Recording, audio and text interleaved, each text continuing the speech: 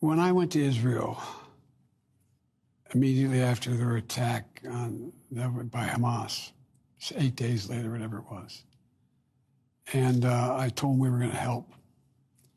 And I said, but Bibi, I said, you can't be carpet bombing these communities. And he said to me, well, you did it. You carpet bombed, not his exact words, but you carpet bombed Berlin. You dropped a nuclear weapon. You killed thousands of innocent people because you had to in order to win a war. I said, but that's why we came up with the UN.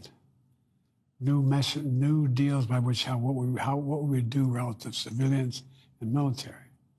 So he was comparing 21st century war tactics, battle tactics, with World War II. Well, what he was really doing is he was going after me for saying you can't indiscriminately bomb civilian areas, even if the bad guys are there.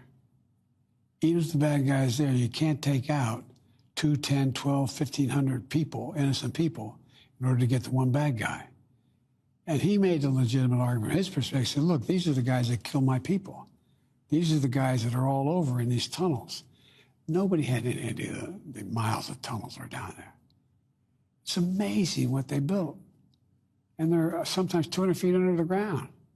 Well, the way to get to them is take out the places where they were under which they got to the tunnels. And so that's the first time I had the discussion about bombing civilian areas was when I went over after the 9/11, after the massacre that occurred. So on that first trip, 10, 11 days after October 7th, you already raised the issues of how to get to a ceasefire.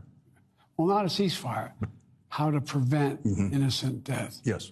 And then I pushed really, really hard for more humanitarian aid to go in.